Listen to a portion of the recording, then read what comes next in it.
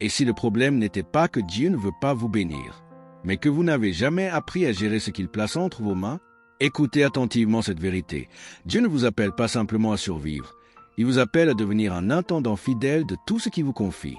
Et lorsque cette révélation pénètre réellement votre cœur, votre manière de voir l'argent, le travail, les opportunités, les possessions et même votre destinée commence à changer. Pendant longtemps, beaucoup de chrétiens ont grandi avec une conception déséquilibrée des finances. On leur a parfois enseigné que parler d'argent était presque contraire à la spiritualité, que désirer progresser financièrement était nécessairement charnel, ou encore qu'un croyant devait simplement attendre que Dieu pourvoie à ses besoins sans jamais développer de vision, de discipline ou de responsabilité. Mais lorsque nous revenons à la parole de Dieu, nous découvrons une réalité beaucoup plus profonde. La Bible ne présente pas l'argent comme un Dieu. Elle ne présente pas non plus l'argent comme quelque chose de mauvais en soi. Elle nous enseigne plutôt qu'il doit occuper la première place dans notre cœur et comment nous devons gérer ce que Dieu met entre nos mains. Paul écrit dans 1 Timothée 6, verset 10, « L'amour de l'argent est une racine de tous les maux. » Remarquez bien, l'Écriture ne dit pas que l'argent est la racine de tous les maux. Elle parle de l'amour de l'argent. Le problème n'est donc pas simplement ce que vous possédez. Le véritable danger est lorsque ce que vous possédez commence à vous posséder. Jésus l'a exprimé avec une clarté remarquable. Nul ne peut servir deux maîtres, Matthieu 6, verset 24. Dieu doit rester Seigneur. L'argent doit rester un serviteur. Voilà pourquoi la question essentielle n'est pas seulement « Combien ai-je » La question est « Qui gouverne mon cœur ?» Car il est possible d'avoir peu d'argent et d'en être esclave. Et il est possible d'avoir beaucoup de ressources tout en demeurant profondément soumis à Dieu. La prospérité biblique commence donc à l'intérieur avant de se manifester à l'extérieur. Elle commence par une transformation de la pensée. Romains 12, verset 2 nous exhorte à être transformés par le renouvellement de notre intelligence. Pourquoi ? Parce qu'une personne peut recevoir une bénédiction extérieure tout en conservant une mentalité intérieure qui la conduira à la perdre. Dieu ne veut pas seulement mettre quelque chose dans votre main. Il veut mettre quelque chose dans votre cœur. Il veut développer en vous la sagesse, la discipline, l'intégrité, la générosité, la vision et la capacité de gérer fidèlement ce qu'il vous confie. Regardez la parabole des talents dans Matthieu 25. Le maître confie des ressources à ses serviteurs, puis il revient demander des comptes. Celui qui avait reçu 5 talents les avait fait fructifier. Celui qui en avait reçu 2 avait également été fidèle. Mais celui qui avait enterré ce qui lui avait été confié fut repris. La leçon est puissante. Dieu s'intéresse à ce que nous faisons avec ce qu'il nous donne. Vous n'avez peut-être pas reçu les mêmes ressources qu'une autre personne. Vous n'avez peut-être pas commencé au même endroit. Vous n'avez peut-être pas reçu les mêmes opportunités. Mais Dieu ne vous demandera pas pourquoi vous n'avez pas été quelqu'un d'autre. Il vous demandera « Que as-tu fait avec ce que je t'ai confié ?» Voilà pourquoi il faut cesser de comparer son parcours à celui des autres. Votre responsabilité n'est pas de reproduire la vie de quelqu'un d'autre. Votre responsabilité est d'être fidèle avec votre propre appel, vos propres capacités, vos propres opportunités et les ressources que Dieu place sur votre chemin. Et cette vérité concerne autant celui qui travaille dans le ministère que celui qui travaille dans le monde professionnel. L'Église a besoin de prédicateurs, de pasteurs, de missionnaires et d'évangélistes. Mais elle a également besoin de médecins, d'entrepreneurs, d'enseignants, d'ingénieurs, d'artisans, de dirigeants, de juristes, de professionnels et de personnes capables d'apporter la lumière de Christ dans tous les domaines de la société. Jésus a dit « Vous êtes la lumière du monde » Matthieu 5, verset 14. Remarquez qu'il n'a pas dit « Vous êtes la lumière de l'Église seulement ». Vous êtes appelés à porter la lumière de Christ partout où Dieu vous envoie. Votre travail peut devenir un lieu de témoignage. Votre entreprise peut devenir un instrument de service. Votre compétence peut devenir un moyen de bénir. Votre influence peut devenir une plateforme pour honorer Dieu. Et vos ressources peuvent contribuer à faire avancer ce qui touche au royaume de Dieu. Mais pour cela, nous devons comprendre le principe de l'intendance. Tout ce que nous possédons appartient ultimement à Dieu. Le psaume 24, verset 1 déclare « À l'Éternel la terre et ce qu'elle renferme, le monde et ceux qui l'habitent. » Nous ne sommes donc pas des propriétaires absolus. Nous sommes des gestionnaires. Dieu nous confie des ressources pour une saison, une mission et une responsabilité. Cela change complètement notre manière de penser. Lorsque vous comprenez que votre argent appartient à Dieu, vous ne demandez plus seulement « Que puis-je acheter ?» Vous commencez à demander « Seigneur, comment veux-tu que j'utilise ce que tu m'as confié ?» Vous ne demandez plus seulement « Comment puis-je devenir riche ?» Vous commencez à demander « Comment puis-je devenir suffisamment fidèle, sage et responsable pour que mes ressources puissent servir un objectif qui dépasse ma propre personne ?» C'est ici que la prospérité biblique devient différente de la simple recherche de richesse. La prospérité selon Dieu n'est pas une permission donnée à l'égoïsme. Ce n'est pas une invitation à poursuivre les possessions jusqu'à oublier Dieu. Ce n'est pas une promesse que chaque croyant deviendra matériellement riche. C'est une compréhension selon laquelle Dieu veut que nous apprenions à vivre avec sagesse, à travailler avec excellence, à gérer avec fidélité, à donner avec générosité et à utiliser nos ressources conformément à ses principes. Proverbe 3h9 nous enseigne « Honore l'Éternel avec tes biens et avec les prémices de tout ton revenu ». Dieu ne demande pas seulement notre bouche, il demande notre cœur. Et nos finances révèlent souvent ce qui se trouve réellement dans notre cœur. C'est pourquoi Jésus dit dans Matthieu 6, verset 21, « Là où est ton trésor, là aussi sera ton cœur. » Votre argent ne définit pas votre valeur. Votre compte bancaire ne définit pas votre identité. Votre niveau de revenu ne détermine pas votre valeur devant Dieu. Votre identité est en Christ. Vous êtes d'abord fils ou fille de Dieu. Vous êtes appelé à marcher dans la vérité. Vous êtes appelé à servir. Vous êtes appelé à porter du fruit. Et lorsque cette identité est solidement établie, l'argent cesse d'être votre maître. Vous pouvez l'utiliser sans l'adorer. Vous pouvez le gérer sans lui faire confiance à la place de Dieu. Vous pouvez prospérer sans devenir prisonnier de la prospérité. Vous pouvez donner sans chercher à acheter la faveur divine. Vous pouvez travailler avec excellence sans faire de votre carrière votre Dieu. Voilà l'équilibre que la parole de Dieu veut produire en nous.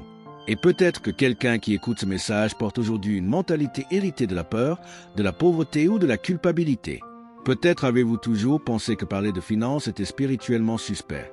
Peut-être avez-vous tellement peur de l'argent que vous refusez même d'apprendre à le gérer. Ou peut-être avez-vous poursuivi l'argent avec tellement de passion que vous avez progressivement éloigné Dieu du centre de votre vie. Dans les deux cas, le Seigneur vous appelle aujourd'hui à retrouver l'équilibre. Ne faites pas de l'argent votre Dieu, mais ne faites pas non plus de votre ignorance financière une vertu spirituelle.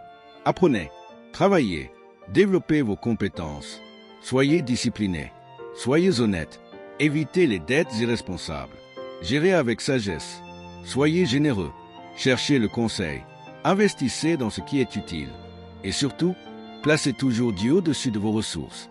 Car Deutéronome 8, verset 18 nous rappelle que c'est Dieu qui donne la capacité de produire des richesses.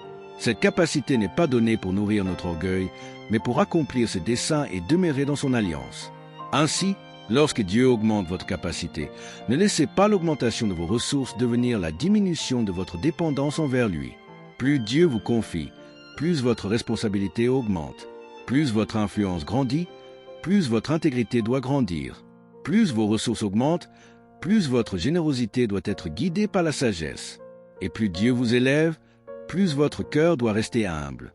Souvenez-vous, la véritable bénédiction n'est pas simplement d'avoir davantage.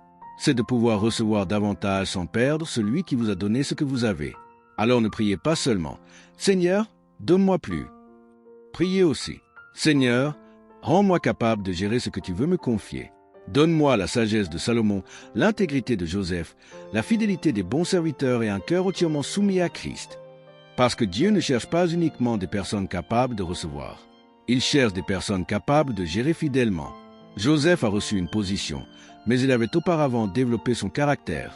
Daniel avait de l'influence, mais il n'a pas vendu son intégrité. David avait des richesses, mais il savait que tout venait de Dieu. Lydia avait des ressources, et sa maison devint un lieu d'accueil pour l'œuvre de Dieu Access. Le royaume de Dieu a besoin de personnes qui comprennent que leurs ressources ne sont pas seulement destinées à leur confort, mais qu'elles peuvent devenir des instruments entre les mains du Seigneur.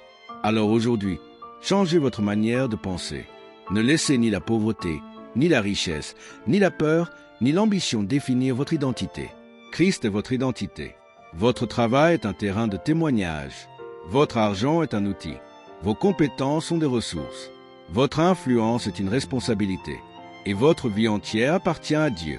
Que le Seigneur renouvelle votre intelligence. Qu'il guérisse votre rapport aux finances. Qu'il vous délivre de la peur, de la cupidité et de la culpabilité.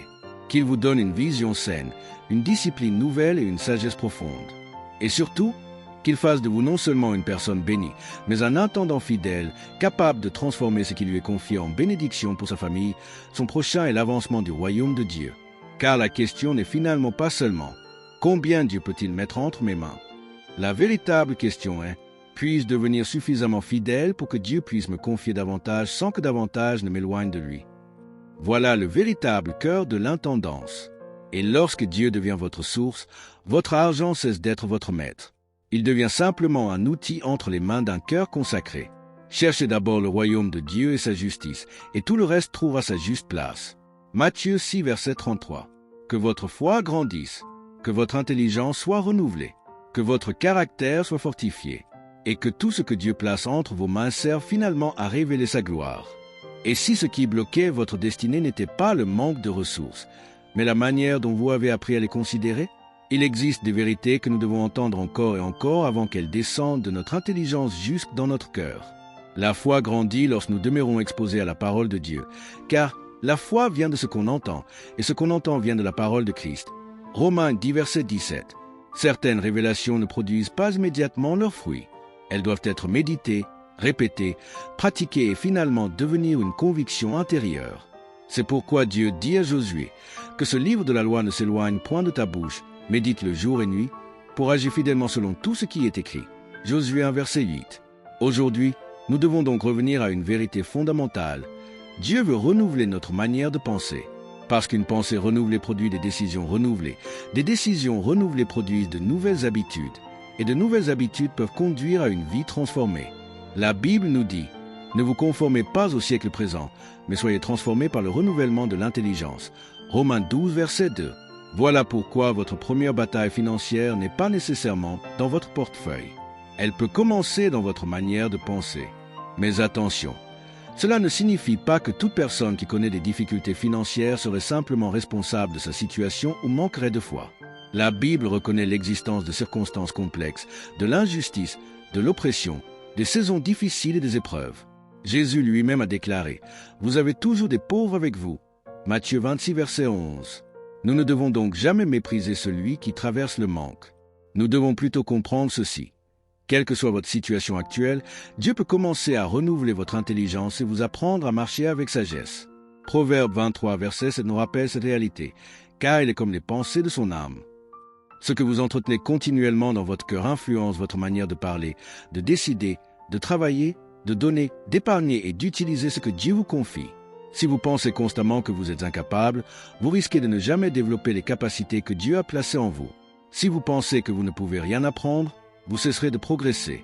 Si vous pensez que la gestion financière n'a aucune importance spirituelle, vous risquez de négliger un domaine que la Bible traite pourtant avec sérieux.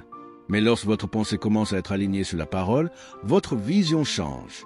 Vous commencez à comprendre que Dieu ne vous appelle pas seulement à recevoir une bénédiction. Il vous appelle à devenir un intendant fidèle. C'est précisément ce que Jésus enseigne dans Luc 16. Il parle d'un homme riche et de son intendant. L'intendant n'était pas le propriétaire. Il avait reçu la responsabilité de gérer les biens d'un autre. Cette distinction est fondamentale. Le propriétaire possède, l'intendant gère. Et si vous comprenez cela, votre rapport à l'argent peut complètement changer. Le psaume 24, verset 1 déclare « À l'Éternel la terre et ce qu'elle renferme, le monde et ceux qui l'habitent. » Tout commence donc avec cette conviction. Dieu est la source ultime de tout ce que nous avons. Votre vie vient de lui. Vos capacités sont un don. Votre intelligence doit être consacrée à lui. Votre force peut être utilisée pour sa gloire. Vos opportunités doivent être gérées avec sagesse. Et vos ressources ne doivent jamais devenir votre maître. Jacques 1, verset 17 nous rappelle « Tout don excellent et tout cadeau parfait descend d'en haut, du Père des Lumières. » Cela ne signifie pas que nous devons attendre passivement que tout tombe du ciel. La Bible nous enseigne également le travail, la diligence, la sagesse et la responsabilité. Proverbe 10, verset 4 dit « Celui qui agit d'une main lâche s'appauvrit, mais la main des diligents enrichit. » La Bible honore donc le travail accompli avec diligence. Paul va encore plus loin lorsqu'il écrit « Si quelqu'un ne veut pas travailler, qu'il ne mange pas non plus. » 2 Thessaloniciens 3, verset 10. Cela nous montre que la foi véritable n'est pas une excuse pour l'irresponsabilité. Nous pouvons prier avec foi tout en travaillant avec excellence. Nous pouvons faire confiance à Dieu tout en développant nos compétences. Nous pouvons croire à la provision divine tout en apprenant à gérer correctement nos ressources. La foi n'annule pas la responsabilité. Elle nous donne une nouvelle manière de l'assumer. Voilà pourquoi vous devez apprendre. Apprendre à gérer. Apprendre à planifier. Apprendre à travailler. Apprendre à développer vos compétences. Apprendre à distinguer les besoins des désirs. Apprendre à donner avec sagesse. Apprendre à éviter les décisions impulsives.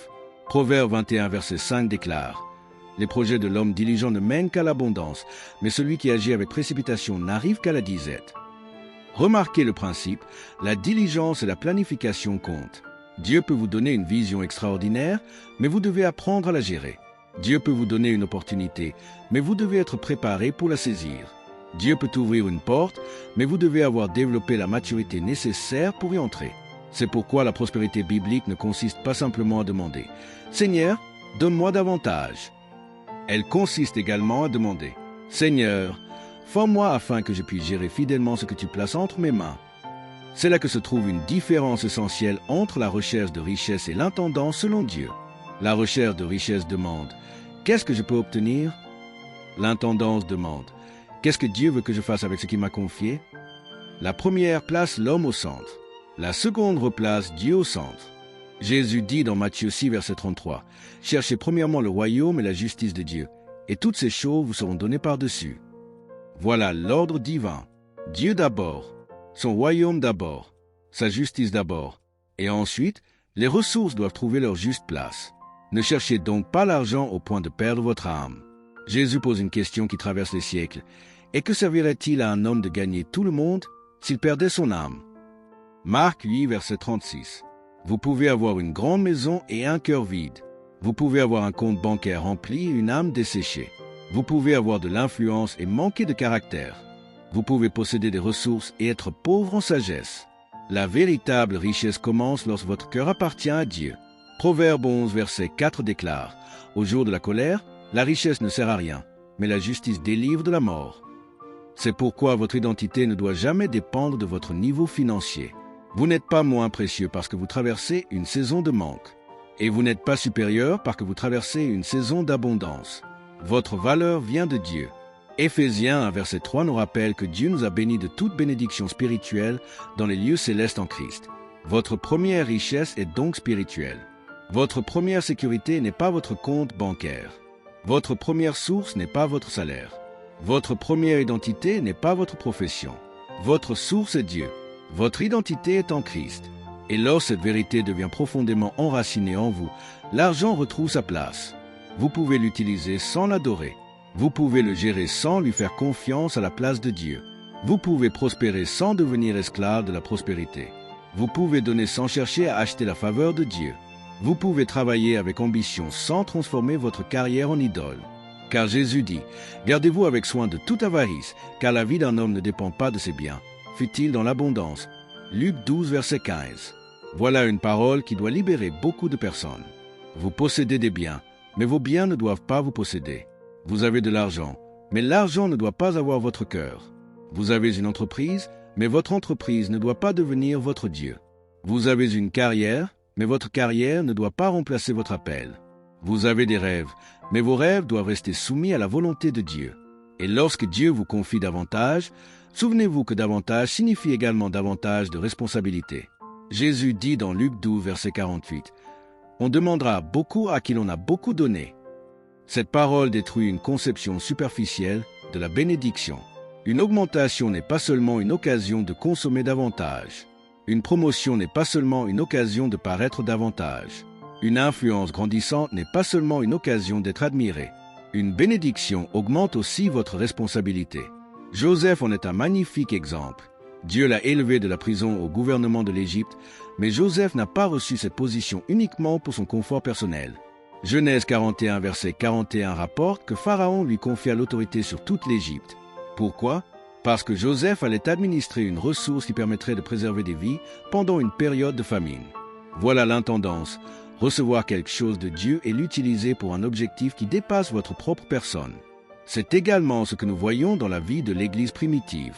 Acte 4, verset 34 nous dit qu'il n'y avait aucun nécessiteux parmi eux, parce que les croyants partageaient leurs biens selon les besoins. La prospérité biblique ne produit donc pas seulement des consommateurs, elle produit des serviteurs. Elle ne demande pas seulement « Comment puis-je avoir plus ?» Elle demande « Comment puis-je devenir une source de bénédiction ?» Proverbe verset 25 dit « L'âme bienfaisante sera rassasiée, et celui qui arrose sera lui-même arrosé. » Voilà pourquoi Dieu peut vous bénir afin que vous soyez également une bénédiction. Mais ne commettez jamais l'erreur de mesurer la faveur de Dieu uniquement à votre situation financière. Paul a appris à vivre dans l'abondance comme dans le besoin. Il écrit dans Philippiens 4, verset 12, « Je sais vivre dans l'humiliation et je sais vivre dans l'abondance. » Sa stabilité ne dépendait donc pas de son niveau matériel. Puis il ajoute au verset 13, « Je puis tout par celui qui me fortifie. » Sa source était Christ. C'est là que Dieu veut nous conduire. Une foi suffisamment forte pour rester fidèle lorsque les ressources diminuent. Une foi suffisamment humble pour rester fidèle lorsque les ressources augmentent. Une foi qui ne se prosterne ni devant le manque ni devant l'abondance. Une foi qui se prosterne uniquement devant Jésus-Christ. Alors, si vous traversez aujourd'hui une difficulté financière, ne laissez pas la honte vous enfermer. Demandez à Dieu la sagesse. Jacques 1, verset 5 dit, « Si quelqu'un d'entre vous manque de sagesse, qu'il la demande à Dieu. » Demandez de la sagesse pour vos décisions. Demandez de la discipline pour vos habitudes. Demandez de la créativité pour votre travail. Demandez du courage pour apprendre. Demandez de la patience pour construire. Et demandez surtout à Dieu de vous apprendre à être fidèle dans les petites choses. Car Jésus dit dans Luc 16, verset 10, « Celui qui est fidèle dans les petites choses l'est aussi dans les grandes. » Ne méprisez donc pas les petits commencements. Ne méprisez pas la petite entreprise. Ne méprisez pas le petit salaire. Ne méprisez pas la petite opportunité. Ne méprisez pas la petite responsabilité. Soyez fidèles, parce que Dieu regarde moins la grandeur apparente de ce que vous avez que la fidélité avec laquelle vous le gérez. Zacharie 4, verset 10 demande, « Qui méprise le jour des faibles commencements ?» Commencez là où vous êtes, avec ce que vous avez, avec les capacités que Dieu vous a données, et laissez la sagesse, le travail, la fidélité et la grâce produire progressivement leurs fruits. Deutéronome 8, verset 18 nous rappelle, « Souviens-toi de l'Éternel, ton Dieu, car c'est lui qui te donnera de la force pour acquérir ses richesses. » Mais remarquez quelque chose de puissant. Même lorsque Dieu nous donne la capacité de produire, il veut que notre cœur reste attaché à lui.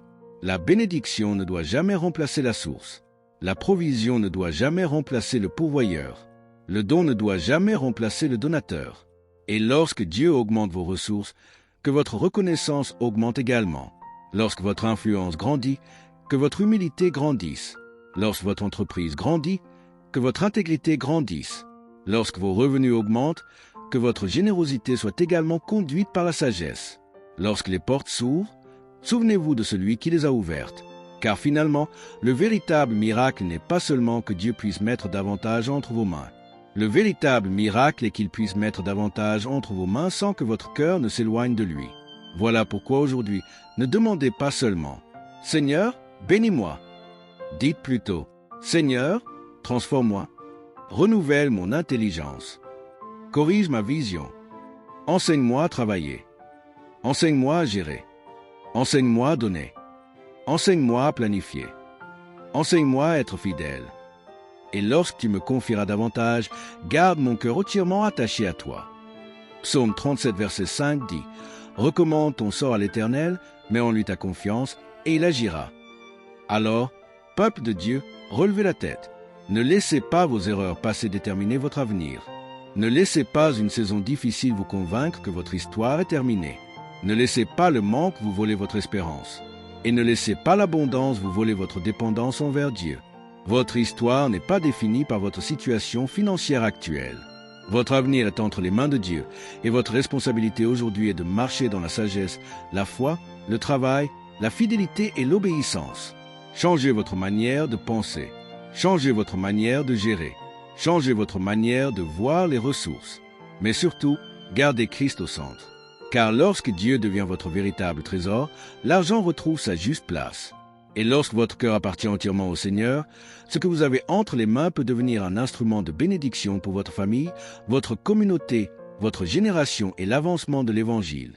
Jésus a dit, « Là où est ton trésor, là aussi sera ton cœur. » Matthieu 6, verset 21. Alors que votre trésor soit en Christ, que votre pensée soit renouvelée par la parole, que votre travail soit accompli avec excellence, que vos finances soient administrées avec sagesse, que votre cœur demeure généreux, et que tout ce que Dieu vous confiera puisse finalement servir à une seule chose, révéler sa gloire et faire avancer son royaume. Ceci est l'appel de l'intendant fidèle. Non pas simplement posséder davantage, mais devenir davantage capable de servir Dieu avec ce qu'il a placé entre vos mains. Que le Seigneur renouvelle votre intelligence, fortifie votre foi vous donne la sagesse dans vos décisions et fasse de votre vie une source de bénédiction. Au nom de Jésus-Christ. Amen. Beaucoup prient pour une grande percée, une augmentation, une nouvelle opportunité ou une abondance financière.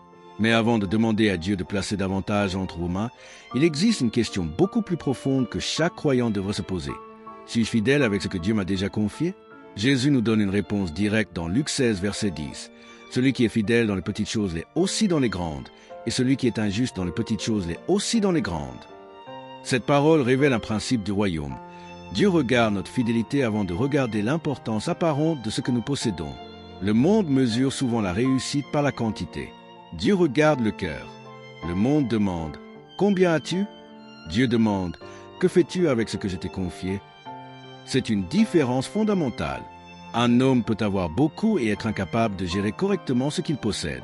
Un autre peut avoir peu, mais démontrer une telle fidélité que Dieu peut lui confier progressivement davantage.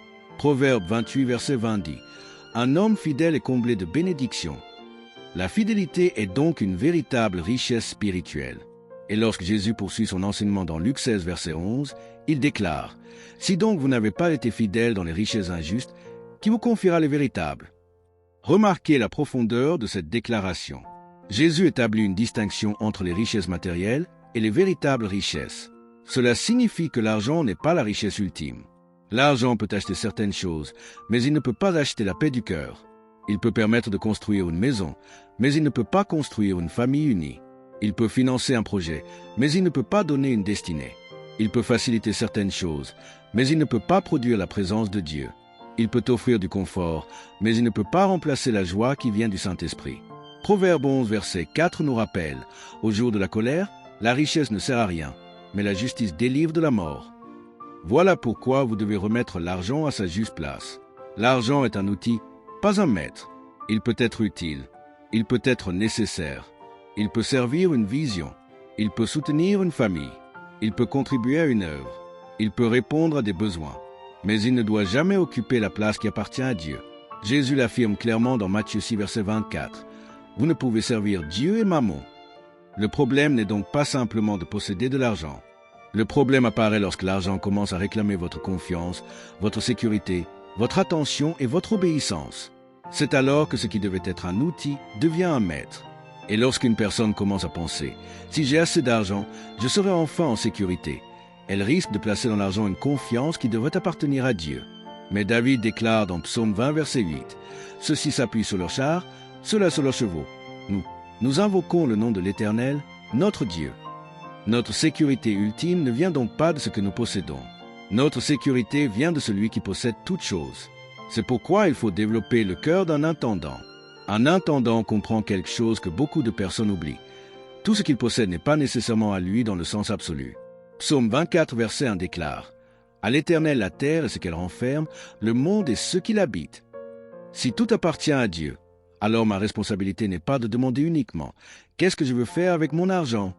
Je dois également demander « Seigneur, qu'attends-tu de moi avec ce que tu m'as confié ?» Cette question transforme complètement la gestion financière. Vous cessez de considérer vos ressources comme une possession absolue. Vous commencez à les considérer comme une responsabilité. Vous ne pensez plus seulement en propriétaire. Vous pensez comme un intendant.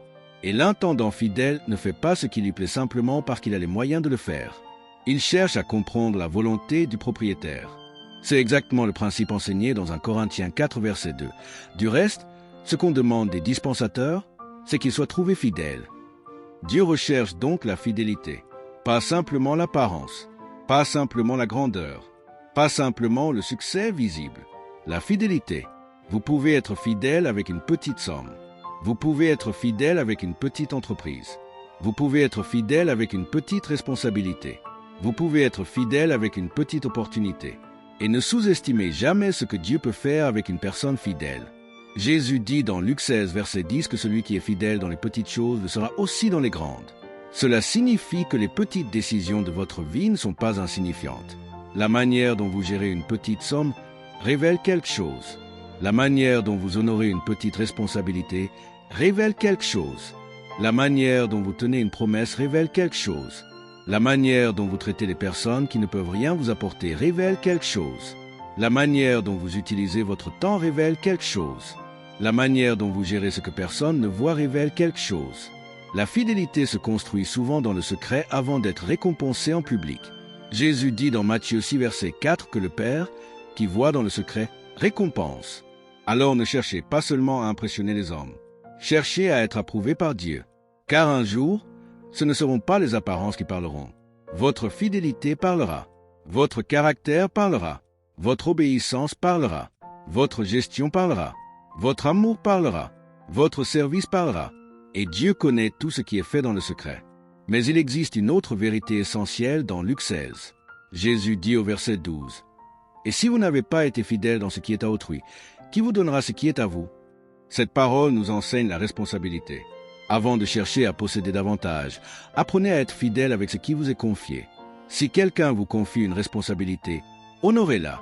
Si un employeur vous confie un travail, accomplissez-le avec excellence. Si Dieu vous donne une opportunité, ne la méprisez pas. Si votre famille dépend de votre sagesse, soyez responsable. Si Dieu vous donne une capacité, développez-la. Colossiens 3, verset 23 nous dit, « Tout ce que vous faites, faites-le de bon cœur, comme pour le Seigneur et non pour des hommes. » Voilà l'attitude de l'intendant. Il ne travaille pas seulement parce qu'un homme regarde. Il travaille parce que Dieu regarde. Il ne donne pas seulement lorsque quelqu'un l'applaudit. Il donne parce que Dieu connaît son cœur. Il ne sert pas seulement lorsqu'il y a une récompense visible. Il sert parce qu'il comprend que sa fidélité appartient au Seigneur. Et c'est précisément ici que nous devons comprendre quelque chose de très important.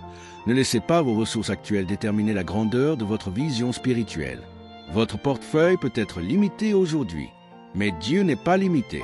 Philippiens 4, verset 19 déclare, « Et mon Dieu pourvoira à tous vos besoins selon sa richesse, avec gloire en Jésus-Christ. » Cela ne signifie pas que nous devons agir sans sagesse ou ignorer les réalités pratiques. La foi n'est pas de l'imprudence. La foi consiste à faire confiance à Dieu tout en marchant dans l'obéissance et la sagesse. Proverbe 16, verset 9 dit, « Le cœur de l'homme médite sa voie, mais c'est l'Éternel qui dirige ses pas. Nous planifions, nous travaillons, nous calculons, nous préparons, nous cherchons conseil, mais nous reconnaissons que Dieu demeure souverain. » Proverbe 15, verset 22 déclare, « Les projets échouent faute d'une assemblée qui délibère, mais ils réussissent quand il y a de nombreux conseillers. » Ainsi, croire en Dieu ne signifie pas refuser de réfléchir. Croire en Dieu signifie apprendre à soumettre notre réflexion à sa sagesse. Et lorsque Dieu place une vision dans votre cœur, ne permettez pas immédiatement à la peur financière de décider à votre place. Mais ne confondez pas non plus la foi avec une décision précipitée. Demandez à Dieu la sagesse. Jacques 1, verset 5 dit, « Si quelqu'un d'entre vous manque de sagesse, qu'il la demande à Dieu. » Attendez les bonnes directions. Préparez-vous, travaillez, organisez-vous, soyez patient, puis avancez dans l'obéissance. Car Habacuc 2, verset 2 dit, « Écris la prophétie et grave-la sur des tables, afin qu'on la lise couramment. » La vision doit être clarifiée. La vision doit être écrite. La vision doit être travaillée. Et la vision doit être soumise à Dieu. Voilà pourquoi votre manque actuel ne doit pas devenir votre identité. Votre compte bancaire ne détermine pas votre valeur. Votre salaire ne détermine pas votre appel. Votre situation présente ne détermine pas ce que Dieu peut accomplir demain. Mais votre fidélité aujourd'hui compte. Commencez avec ce que vous avez. La veuve de Sarepta avec une petite quantité de farine et un peu d'huile. Mais lorsqu'elle obéit à la parole prophétique reçue, Dieu soutint sa maison pendant la famine. 1 Roi 17 versets 8 à 16. Moïse avait seulement un bâton dans sa main lorsque Dieu lui demanda « Qu'y a-t-il dans ta main ?» Exode 4 verset 2. David avait une fronde et quelques pierres lorsque Dieu l'utilisa pour affronter Goliath. 1 Samuel 17. Les disciples avaient quelques pains et quelques poissons, mais Jésus les utilisa pour nourrir une multitude. Matthieu 14 versets 17 à 20. La question n'est donc pas toujours « Qu'est-ce que je n'ai pas ?» La question peut être « Seigneur, qu'as-tu déjà placé dans ma main ?» Vous avez peut-être une compétence, vous avez peut-être une idée, vous avez peut-être une expérience, vous avez peut-être une petite entreprise, vous avez peut-être une capacité artistique, vous avez peut-être une voix, vous avez peut-être une terre, vous avez peut-être un métier, vous avez peut-être une opportunité, vous avez peut-être seulement un petit commencement. Ne le méprisez pas. Zacharie 4 verset 10 nous dit « Qui méprise le jour des faibles commencements ?» Dieu peut commencer petit et conduire vers quelque chose de beaucoup plus grand. Mais ne perdez jamais de vue la priorité. Ce n'est pas l'argent qui doit grandir en premier, c'est votre caractère. Si votre revenu augmente mais que votre caractère ne grandit pas, l'augmentation peut devenir un piège. Si votre influence augmente mais que votre humilité diminue, votre influence peut devenir dangereuse. Si votre richesse augmente mais que votre générosité diminue, votre richesse peut devenir une prison. Si vos responsabilités augmentent mais que votre intégrité diminue, votre promotion peut devenir votre chute. C'est pourquoi Proverbe 16, verset 18 avertit « L'orgueil précède la ruine et l'esprit arrogant précède la chute ». Dieu veut donc former en vous une capacité intérieure avant de vous confier certaines responsabilités extérieures.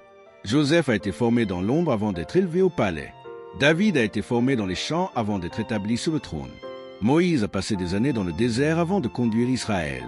Le temps de préparation n'était pas du temps perdu. Dieu travaillait leur caractère avant de leur confier une grande influence. Peut-être que vous êtes aujourd'hui dans une saison où vous pensez que rien ne se passe. Mais peut-être que Dieu est en train de vous apprendre la fidélité. Peut-être qu'il vous apprend la discipline. Peut-être qu'il vous apprend à gérer les petites choses. Peut-être qu'il vous apprend à ne plus dépendre de l'argent. Peut-être qu'il vous apprend à faire confiance à sa parole. Et lorsque le temps viendra, vous serez prêt. Parce que Dieu ne cherche pas simplement quelqu'un qui veut recevoir. Il cherche quelqu'un à qui il peut confier. Alors aujourd'hui, ne faites pas de l'argent votre objectif suprême. Cherchez Dieu, cherchez sa sagesse, cherchez son royaume, cherchez sa justice. Jésus a dit dans Matthieu 6, verset 33, « Cherchez premièrement le royaume et la justice de Dieu, et toutes ces choses vous seront données par-dessus. » Que votre prière ne soit donc pas seulement « Seigneur, donne-moi davantage ». Que votre prière devienne « Seigneur, rends-moi fidèle. Apprends-moi à gérer. Apprends-moi à travailler. Apprends-moi à donner. Apprends-moi à planifier. Apprends-moi à reconnaître ta voix. Apprends-moi à utiliser mes ressources pour ta gloire. » Et lorsque Dieu trouvera en vous un cœur fidèle, vous comprendrez que les véritables richesses sont bien plus grandes que l'argent. La paix de Dieu est une richesse. La sagesse est une richesse. La connaissance de Christ est une richesse. Une famille bâtie sur la vérité est une richesse. Une conscience pure est une richesse. La capacité de servir les autres est une richesse. Une vie qui porte du fruit pour le royaume est une richesse. Paul parle même des richesses insondables de Christ dans Éphésiens 3, verset 8. Voilà les richesses que l'argent ne peut jamais acheter. Alors, peuple de Dieu, ne laissez pas votre désir d'argent vous faire passer à côté des véritables richesses. Ne cherchez pas seulement à augmenter votre revenu. Cherchez à augmenter votre fidélité. Ne cherchez pas seulement une grande opportunité. Cherchez un grand caractère. Ne cherchez pas seulement une porte ouverte. Cherchez la sagesse pour savoir quelle porte franchir. Et souvenez-vous toujours de cette vérité. Celui qui est fidèle dans les petites choses sera également fidèle dans les grandes. Votre petite responsabilité compte. Votre petit commencement compte. Votre petite semence compte. Votre petite décision d'obéir compte. Votre petite victoire compte. Votre fidélité dans le secret compte. Et lorsque Dieu vous confie quelque chose, gérez-le comme quelqu'un qui sait que tout appartient au Seigneur. Car au fond, la véritable question n'est pas « Combien est-ce que je possède ?» La véritable question est « Puis-je être trouvé fidèle ?» Que Dieu fasse de vous un homme fidèle, une femme fidèle, un parent fidèle, un serviteur fidèle, un entrepreneur fidèle, un professionnel fidèle, un disciple fidèle. Et lorsque Dieu regardera ce qu'il a placé entre vos mains, qu'il puisse trouver non seulement de la capacité, mais surtout un cœur digne de confiance.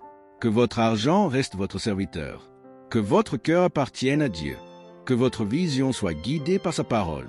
Et que toutes les ressources qu'il vous confie deviennent des instruments pour aimer, servir, bâtir et faire avancer son royaume. Soyez fidèles dans les petites choses. Car dans le royaume de Dieu, la fidélité d'aujourd'hui prépare souvent la responsabilité de demain. Amen.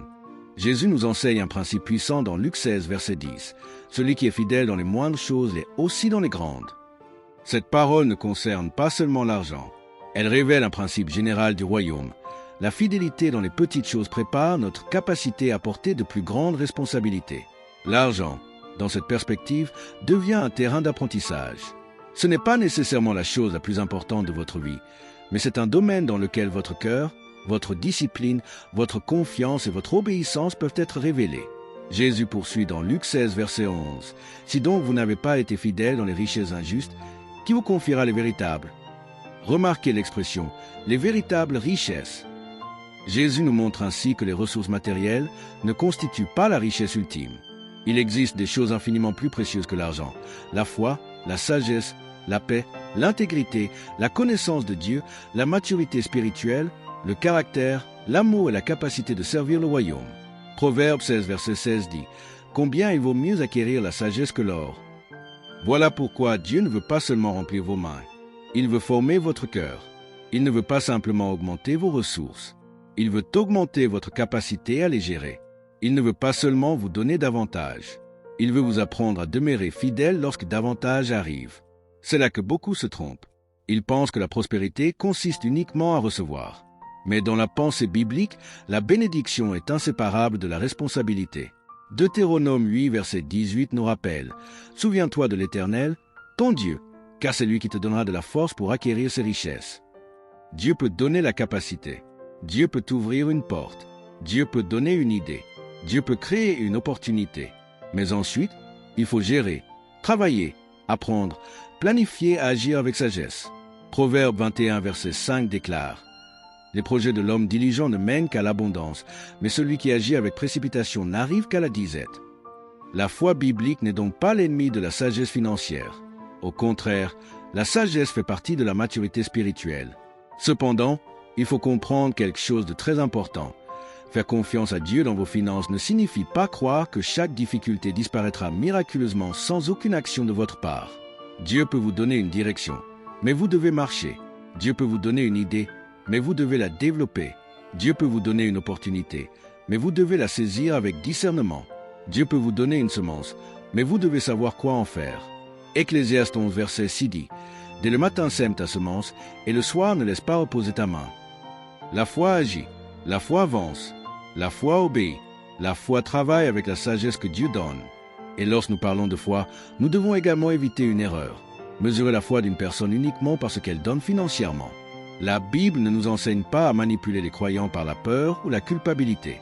Jésus ne demande jamais une générosité qui détruit irresponsablement une famille ou qui pousse quelqu'un à agir sous pression.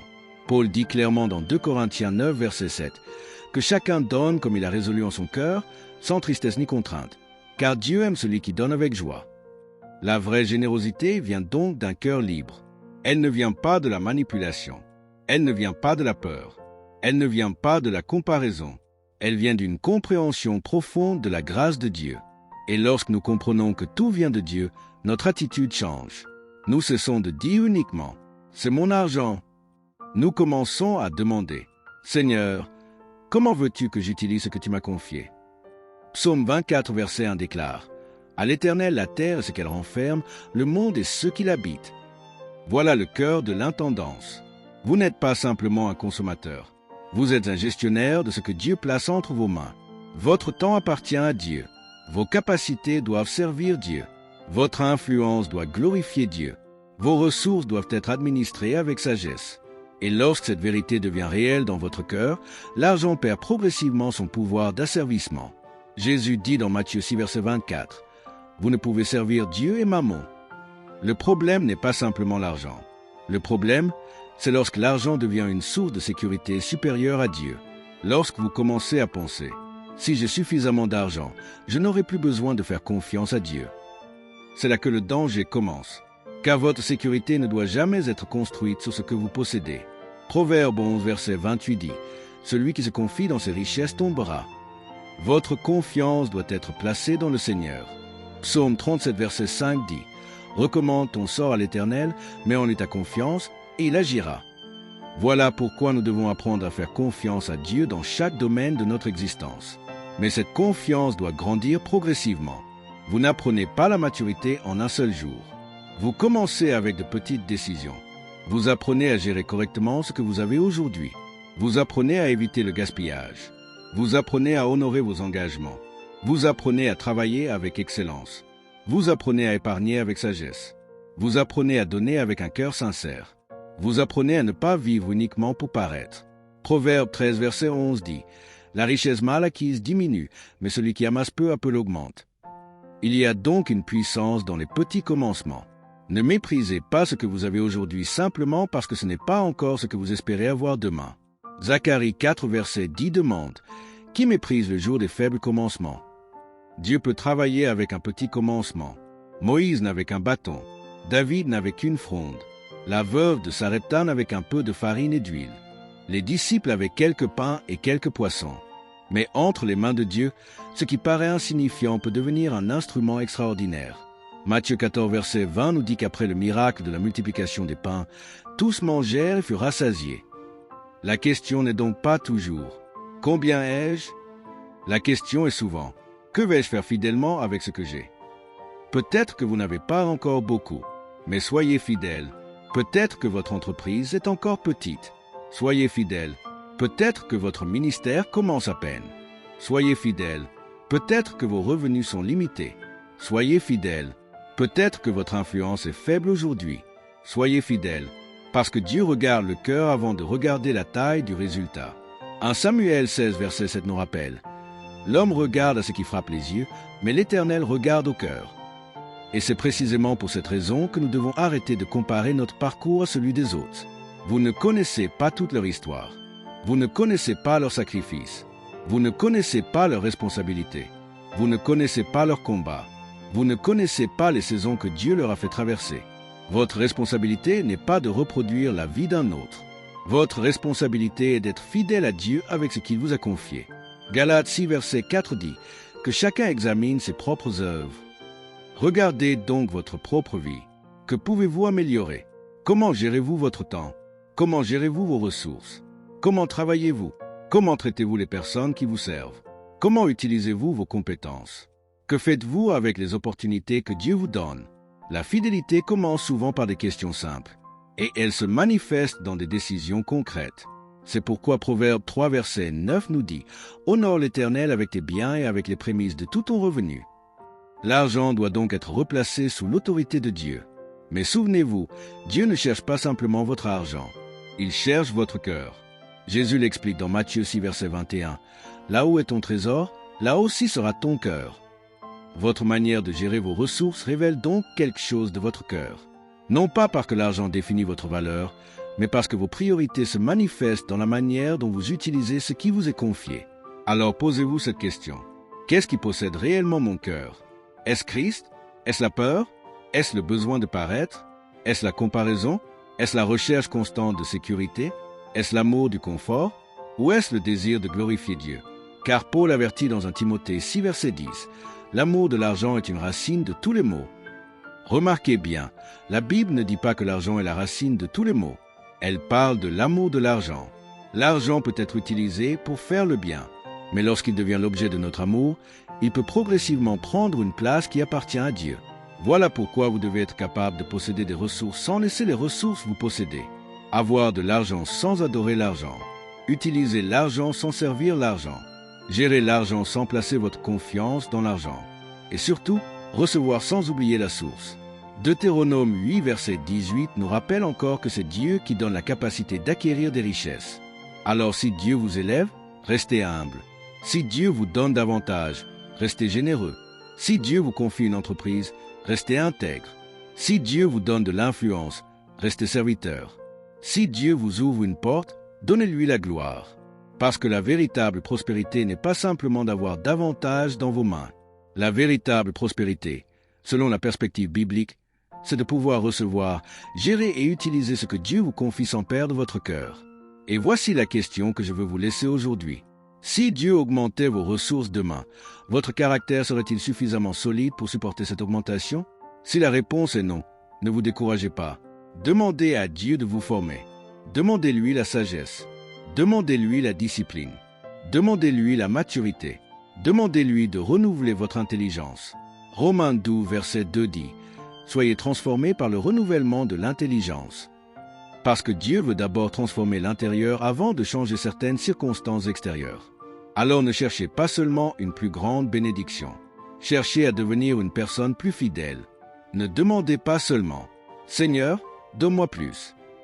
Demandez « Seigneur, rends-moi capable de gérer fidèlement ce que tu m'as déjà confié. » Et lorsque vous apprenez à être fidèle dans les petites choses, vous découvrez progressivement que Dieu peut vous confier des responsabilités plus grandes.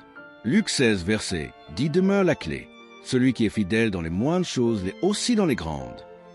Votre petit commencement compte. Votre fidélité compte. Votre intégrité compte.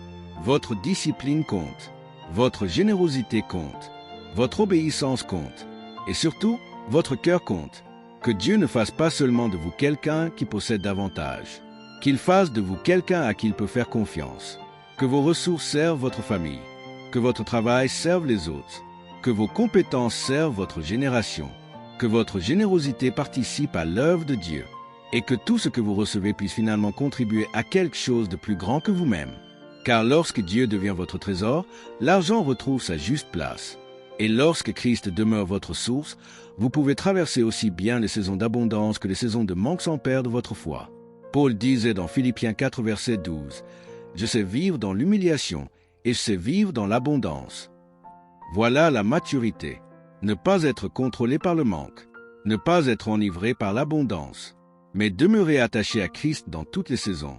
Votre foi ne doit pas être plus grande uniquement lorsque votre compte bancaire augmente. Votre confiance doit demeurer en Dieu. Votre fidélité doit demeurer constante. Votre cœur doit demeurer consacré. Et votre vie doit continuer à proclamer. Seigneur, tout ce que je viens de toi, tout ce que je suis vient de toi, et tout ce que je possède doit finalement servir à ta gloire. Voilà le cœur d'un véritable intendant. Soyez fidèles dans les petites choses. Dieu regarde votre fidélité aujourd'hui, parce qu'elle prépare votre capacité à porter ce qu'il pourrait vous confier demain. Amen. Dieu ne vous appelle pas à vivre sous la condamnation du manque, comprendre la bénédiction avec équilibre. Et si vous aviez grandi avec une idée de la pauvreté que la Bible ne vous a jamais enseignée, et si Dieu voulait non seulement répondre à vos besoins, mais aussi vous apprendre à vivre avec dignité, sagesse et responsabilité, il existe parfois, dans certains milieux chrétiens, une conception selon laquelle la pauvreté serait automatiquement le signe d'une vie plus spirituelle, tandis que l'abondance serait nécessairement suspecte. Mais nous devons être suffisamment attachés à la parole de Dieu pour examiner nos convictions à sa lumière, plutôt que de simplement répéter les traditions que nous avons reçues. Jésus nous avertit dans Marc 7, verset 8. « Vous abandonnez le commandement de Dieu et vous retenez la tradition des hommes. » La question n'est donc pas de savoir ce que notre culture pense de la richesse ou de la pauvreté. La question est, que dit réellement la parole de Dieu? Et lorsque nous parcourons les Écritures, nous découvrons une réalité beaucoup plus équilibrée et beaucoup plus profonde. La Bible ne présente pas la pauvreté comme une preuve automatique de sainteté. Elle ne présente pas non plus la richesse comme une preuve automatique de la faveur divine. Elle nous enseigne plutôt à placer Dieu au centre de notre relation avec les ressources. Abraham possédait de nombreux biens. Genèse 13, verset 2 dit « Abraham était très riche en troupeaux, en argent et en or. » Isaac connut également une grande prospérité.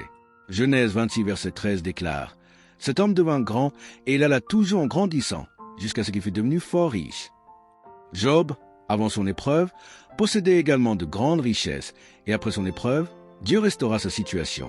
Job 42, verset 12 dit « L'Éternel bénit les dernières années de Job plus que les premières. » David et Salomon ont eux aussi connu une grande prospérité matérielle. Mais voici ce qui est essentiel.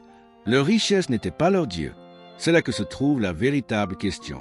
Dieu peut vous bénir matériellement sans vouloir que vos biens deviennent votre identité. Vous pouvez avoir beaucoup sans devenir orgueilleux. Vous pouvez avoir peu sans perdre votre dignité. Vous pouvez prospérer sans adorer la prospérité. Vous pouvez vivre simplement sans considérer le manque comme une médaille spirituelle. Car notre modèle ultime n'est ni la richesse ni la pauvreté. Notre modèle, c'est Christ. Paul nous dit dans Philippiens 4, verset 12, « Je sais vivre dans l'humiliation et je sais vivre dans l'abondance. » Voilà la maturité spirituelle. Savoir traverser le manque sans abandonner Dieu. Savoir traverser l'abondance sans abandonner Dieu. Savoir recevoir sans devenir arrogant. Savoir manquer sans devenir amer. Savoir posséder sans être possédé. Car ce qui compte devant Dieu n'est pas seulement ce que vous avez, c'est ce qui possède votre cœur. Jésus dit dans Matthieu 6, verset 21, « Là où est ton trésor, là aussi sera ton cœur. » Voilà pourquoi il est dangereux de transformer la prospérité matérielle en preuve absolue de spiritualité. Quelqu'un peut avoir beaucoup d'argent et être profondément éloigné de Dieu. Et quelqu'un peut traverser une saison financière difficile tout en ayant une foi authentique et un cœur profondément consacré. Jésus lui-même nous montre que la richesse ne garantit pas la spiritualité. Dans Marc 10, verset 24, il avertit ses disciples du danger que représentent les richesses lorsqu'elles deviennent une source de confiance supérieure à Dieu. Le problème n'est donc pas simplement d'avoir. Le problème est de s'attacher. L'argent entre dans votre main, mais il ne doit jamais entrer sur le trône de votre cœur. C'est pourquoi Paul écrit dans 1 Timothée 6, verset 17, « Recommande aux riches du présent siècle de ne pas être orgueilleux et de ne pas mettre leur espérance dans des richesses incertaines, mais de la mettre en Dieu. » Remarquez bien, Paul ne dit pas que tous les croyants doivent être pauvres. Il s'adresse précisément aux personnes qui possèdent des richesses et leur donne une instruction spirituelle. Ne placez pas votre espérance dans votre argent. Votre argent peut disparaître. Votre entreprise peut connaître une saison difficile. Votre investissement peut perdre de la valeur. Votre emploi peut changer. Mais Dieu demeure. Psaume 46, verset 2 dit, « Dieu est pour nous un refuge et un appui, un secours qui ne manque jamais dans la détresse. » Votre sécurité ultime n'est donc jamais votre compte bancaire. Votre sécurité ultime est Dieu. Et lorsque vous comprenez cela, vous pouvez utiliser vos ressources avec beaucoup plus de liberté. Vous n'avez plus besoin de prouver votre valeur par ce que vous possédez. Vous n'avez plus besoin de vivre pour impressionner. Vous n'avez plus besoin de mesurer votre vie à celle de votre voisin. Vous pouvez simplement demander, « Seigneur, comment puis-je être un bon intendant de ce que tu m'as confié ?» Luc 16, verset 10 nous rappelle, « Celui qui est fidèle dans les moindres choses l'est aussi dans les grandes. » La véritable question devient alors celle de la fidélité. Si Dieu vous confie peu, soyez fidèle. Si Dieu vous confie beaucoup, soyez fidèle. Si vous êtes dans une saison de croissance, soyez fidèle. Si vous êtes dans une saison de reconstruction, soyez fidèle. Si votre entreprise prospère, soyez fidèle. Si vous devez recommencer à zéro, soyez fidèle. Parce que votre situation financière peut changer, mais votre caractère doit demeurer attaché à Dieu. Et c'est ici que l'Église doit également retrouver une vision saine du travail et de la responsabilité. Le travail n'est pas une malédiction. Avant même la chute, Dieu avait donné à l'homme une responsabilité dans le jardin. Genèse 2, verset 15 dit, « L'Éternel Dieu prit l'homme et le plaça dans le jardin d'Éden pour le cultiver et pour le garder. » Le travail existait donc avant le péché. Le travail peut être une expression de responsabilité, de créativité et de service. Proverbe 22, verset 29 dit, « Si tu vois un homme habile dans son ouvrage, il se tient auprès des rois. » Développer une compétence n'est donc pas contraire à la spiritualité. Travailler avec excellence n'est pas contraire à la foi. Construire une entreprise honnêtement n'est pas contraire à la foi. Gérer correctement ses finances n'est pas contraire à la foi. Chercher à améliorer ses compétences n'est pas contraire à la foi. Au contraire, tout cela peut devenir une expression de la sagesse que Dieu nous donne. Colossiens 3, verset 23 nous enseigne, « Tout ce que vous faites, faites-le de bon cœur, comme pour le Seigneur. » Voilà une autre manière de voir le travail. Vous ne travaillez pas seulement pour votre patron. Vous travaillez devant Dieu. Vous ne construisez pas seulement une carrière. Vous développez ce que Dieu a placé en vous. Vous ne cherchez pas seulement un revenu. Vous cherchez à être fidèle avec vos capacités. Mais gardons toujours l'équilibre. La prospérité biblique ne signifie pas que Dieu nous promet une vie sans difficulté. Jésus a dit dans Jean 16, verset 33, « Vous aurez des tribulations dans le monde, mais prenez courage, j'ai vaincu le monde. » Un chrétien peut connaître une saison financière difficile. Une entreprise peut échouer. Un projet peut être retardé. Une opportunité peut disparaître. Mais cela ne signifie pas automatiquement que Dieu vous a abandonné. L'épreuve n'est pas toujours un signe de désobéissance. Jacques 1, verset 2 nous dit même, « Regardez comme un sujet de joie complète les diverses épreuves auxquelles vous pouvez être exposés. » Pourquoi ? Parce que Dieu peut utiliser certaines saisons difficiles pour développer notre endurance, notre sagesse et notre maturité. Romains 5, versets 3 et 4 nous rappellent que la tribulation produit la persévérance produit la victoire dans l'épreuve, et cette victoire produit l'espérance. Alors si vous traversez aujourd'hui une saison financière difficile, ne concluez pas trop rapidement que Dieu vous a rejeté. Ne laissez pas la honte vous éloigner de lui. Approchez-vous de Dieu. Demandez-lui la sagesse. Demandez-lui la direction. Cherchez de bons conseils. Travaillez avec diligence. Apprenez de vos erreurs. Réorganisez vos priorités et avancez étape par étape. Proverbe 24, verset 16 dit, « Car cette fois le juste tombe et il se relève. » Vous pouvez tomber et vous relever. Vous pouvez recommencer. Vous pouvez apprendre. Vous pouvez reconstruire. Votre dernière difficulté n'est pas nécessairement votre dernière saison. Dieu peut vous enseigner quelque chose au milieu même de ce que vous traversez. Mais lorsque Dieu vous donne davantage, souvenez-vous de ceci, la bénédiction n'est pas une permission de vivre dans l'excès et l'égoïsme. Paul demande aux riches de faire le bien, d'être riches en bonnes œuvres, d'être généreux et prêts à partager.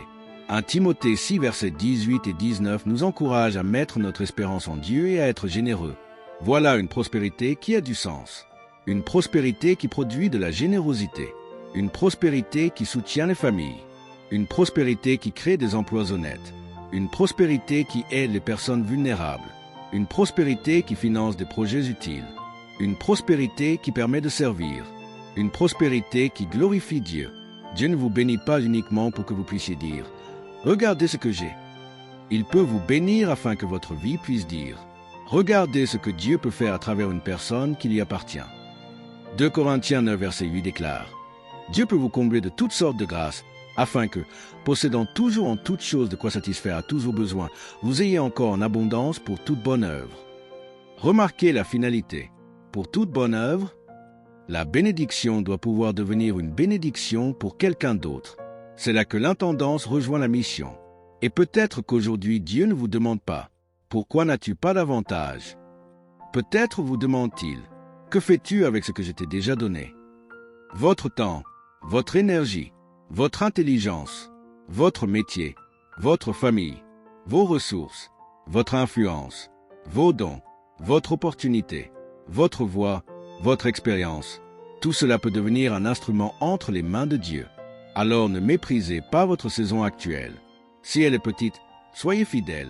Si elle est grande, soyez humble. Si elle est difficile, soyez persévérant. Si elle est prospère, soyez généreux. Et dans toutes les saisons, restez attachés à Christ, car la plus grande richesse que vous puissiez posséder n'est pas sur un compte bancaire. Elle se trouve dans votre relation avec Dieu. Philippiens 3, verset 8 nous montre que Paul considérait la connaissance de Christ comme une richesse incomparable. Voilà les véritables richesses. Une conscience en paix, une foi solide, une famille qui connaît Dieu, un cœur libre de l'esclavage de l'argent, une vie utile, une conscience pure, une destinée accomplie dans l'obéissance, et surtout, Christ en vous. Alors aujourd'hui, demandez au Seigneur, « Apprends-moi à prospérer sans m'éloigner de toi. Apprends-moi à travailler sans faire du travail, mon Dieu. Apprends-moi à posséder sans être possédé. Apprends-moi à recevoir sans devenir égoïste.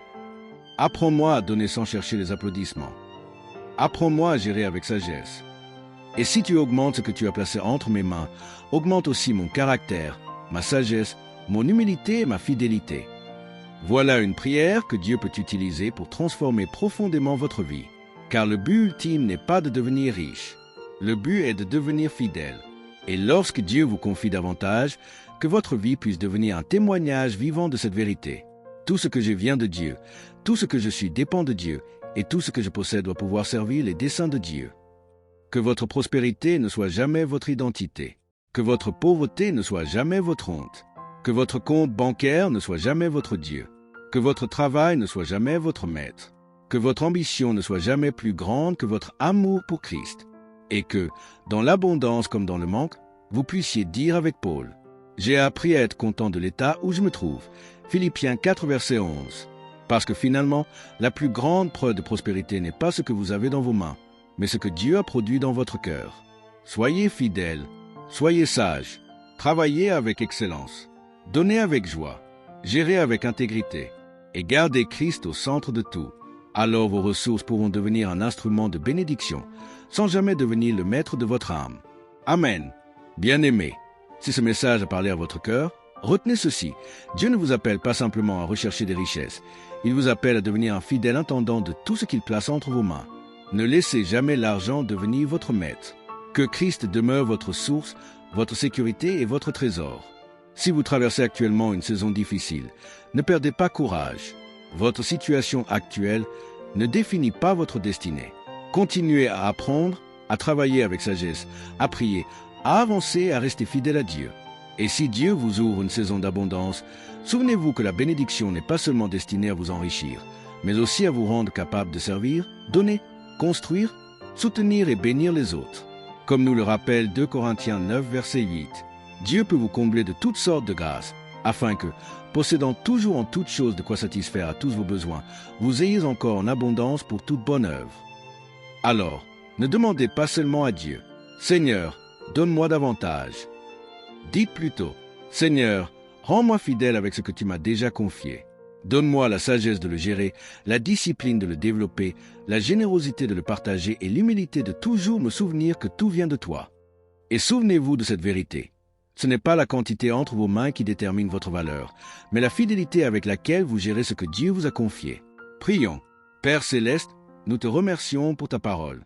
Transforme notre manière de penser, transforme notre rapport à l'argent et transforme notre manière de gérer tout ce que tu nous confies. Délivre-nous de la peur du manque, de l'avidité, de la comparaison et de l'amour de l'argent.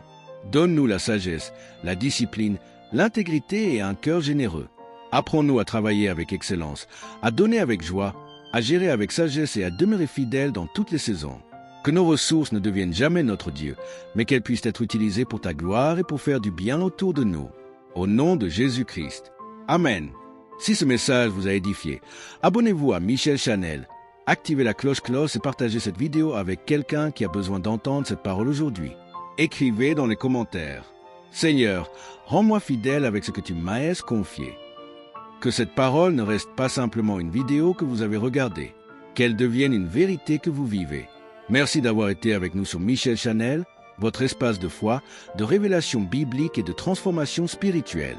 Que la grâce de notre Seigneur Jésus-Christ soit avec vous, que sa sagesse vous conduise et que sa parole transforme votre vie, jour après jour. À très bientôt sur Michel Chanel. Demeurez dans la foi, demeurez dans la parole, demeurez fidèle et surtout, demeurez attaché à Christ.